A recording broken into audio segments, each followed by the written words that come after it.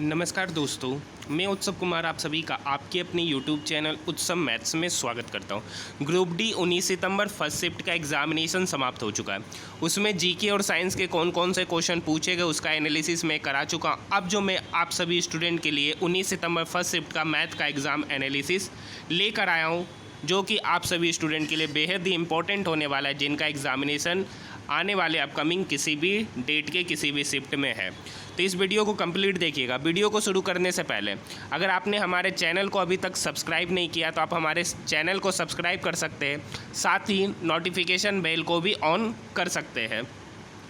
अगर आपको group D का 19 सितंबर फर्स्ट शिफ्ट का जीके साइंस का पीडीएफ चाहिए तो टेलीग्राम ग्रुप का लिंक वीडियो के डिस्क्रिप्शन में, वहां से आप पीडीएफ को प्राप्त कर सकते हैं। तो आइए आज की वीडियो को शुरू करते हैं। सबसे पहले 19 सितंबर फर्स्ट शिफ्ट का जो आज पेपर है, आज पेपर इसका बहुत ही अच्छा पूछा गया। मतलब हर एक टॉपिक से इक्वलिटी, मतलब हर एक टॉपिक से आज एग्जामिनेशन में क्वेश्चन पूछे गए। किस किस टॉपिक से कितने क्वेश्चन पूछे गए पहले उनके बारे में बात कर लेते हैं। आज आपका एग्जामिनेशन में एचसीएफ एलसीएम से एक क्वेश्चन पूछा गया है। रेशियो से आपके एग्जामिनेशन में 3 क्वेश्चन पूछे गए हैं। एसआई से एक क्वेश्चन और एक सीआई से क्वेश्चन पूछे गए, मतलब टोटल 2 क्वेश्चन पूछे गए। ट्रेन से आज आपके एग्जामिनेशन में एक क्वेश्चन देखने को मिला है।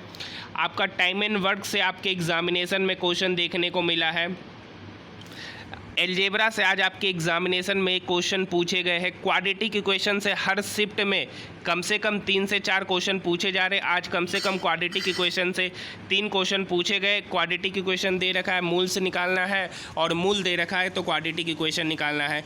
ट्रायंगल से आज आपके एग्जामिनेशन में क्वेश्चन पूछे गए। ट्रायंगल से मेंसुरेशन में गोला और बेलन से भी आपके एग्जामिनेशन में क्वेश्चन देखने को मिले।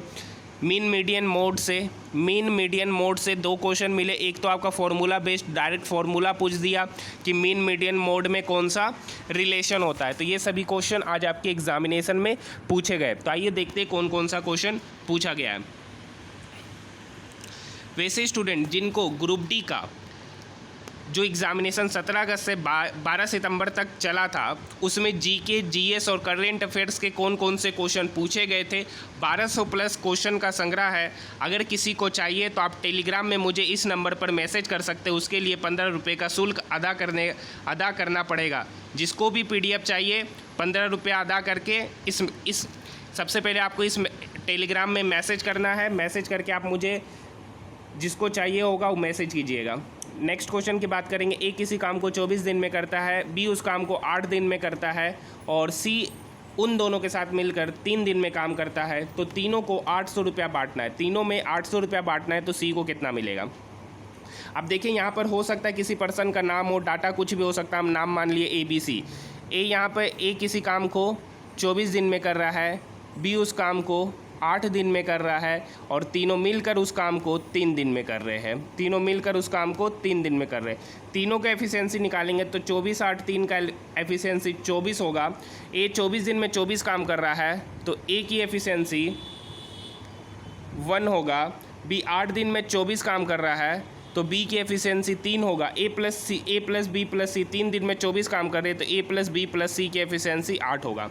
यहाँ से आपको ए का एफिशिएंसी 1 पता चल गया, बी का एफिशिएंसी 3 पता चल गया और ए प्लस बी प्लस सी तीनों का एफिशिएंसी 8 है।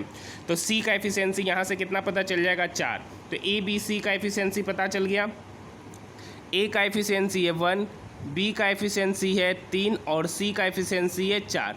अब क्या कर रहा है, अब जो जिस तरीके का काम किया होगा पैसा उसी तरीके से डिवाइड किया जाएगा। उस काम के लिए 800 रुपया डिवाइड किया जाता है। 800 रुपया को डिवाइड करना है तो यहाँ पर तीनों के एफिशिएंसी को जोड़ेंगे तो ए प्लस बी प्लस सी 4 3 7 1 8। 8 यूनिट का ही वैल्यू कितना दे रखा है, 800। 8 यूनिट का वैल्यू कितना दे रखा है, यहाँ पर 800 दे रखा है। तो यहाँ से 1 यूनिट का वैल्यू कितना निकल के आएगा, 800। तो 1 यूनिट का वैल्यू निकल के आ गया 100। आपसे पूछा है सी को कितना मिला, तो सी को 4 यूनिट मिला है और 1 यूनिट का वैल्यू 400, तो 4 यूनिट का वैल्यू कितना होगा, 400 रुपया होगा। यानी सी को मिलने वाला धन कितना है, 400। अगर बी का पूछता तो 1 यूनिट का वैल्यू 100, तो 3 यूनिट का वैल्यू कितना हो जाएगा, 300। एक क्वेश्चन पूछा गया है, यदि मूलधन 30,000 रुपया है, दर 7% है, तो 2 साल का CI क्या होगा। तो हम क्या करेंगे, 30,000 का 7% लेंगे तो पहले वर्ष का ब्याज हो जाएगा। 30,000 का 7% लेंगे तो आपका 2100 रुपया होगा। फिर ब्याज 30,000 का 7% लेंगे तो 2100 होगा, प्लस ब्याज पे ब्याज लिया जाता है, यानी फिर इस 2100 का 7% लेंगे तो 7 एकम 7, 7 दूनी 14।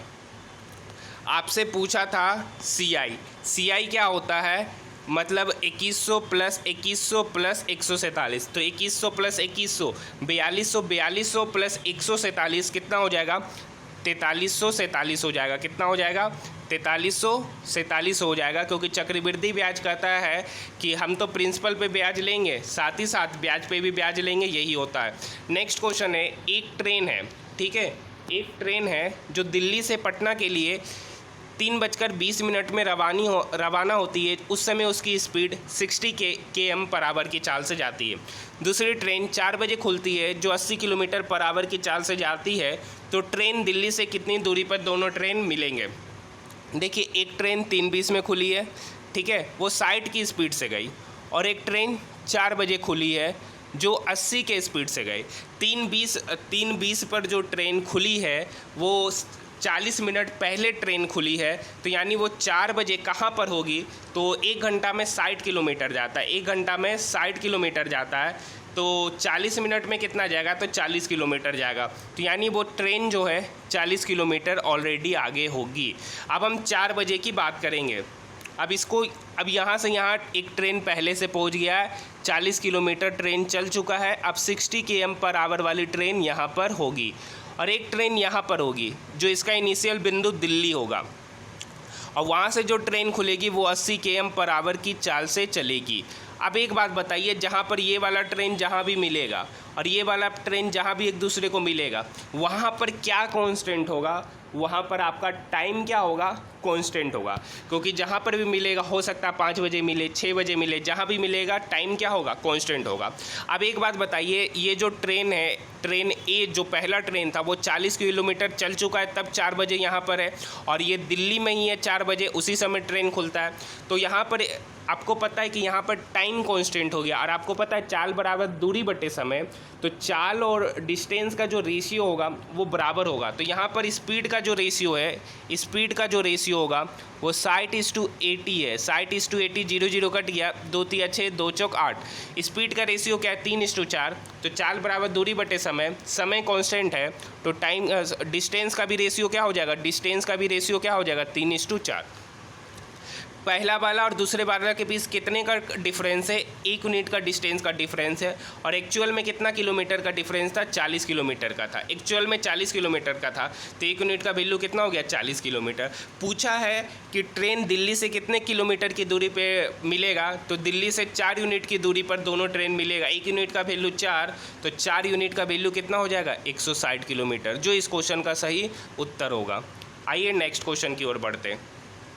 एक क्वेश्चन आपका पूछा गया, बहुलक बराबर 3 टाइम्स ऑफ माध्यिका माइनस 2 टाइम्स ऑफ माध्य। एक 4 ऑप्शन दे रखा था, क्वेश्चन लिखा था कि इनमें से कौन बहुलक, माध्य और माध्यिका में रिलेशन है। पहला ऑप्शन में दे रखा था बहुलक बराबर 4 टाइम्स ऑफ माध्यिका माइनस 3 टाइम्स ऑफ माध्य। एक में ऑप्शन दे रखा था बहुलक बराबर 2 टाइम्स ऑफ माध्यिका माइनस 3 टाइम्स ऑफ माध्य। एक में दे रखा था बहुलक बराबर 3 टाइम्स ऑफ माध्यिका माइनस 2 टाइम्स ऑफ माध्य। यानी इस क्वेश्चन का जो सही ऑप्शन का जो सही उत्तर होगा वो आपका ये होगा, ये जिस ऑप्शन में लिखा होगा वही इस क्वेश्चन का उत्तर होगा। सिंपल सा फॉर्मूला पे ही क्वेश्चन पूछ दिया गया।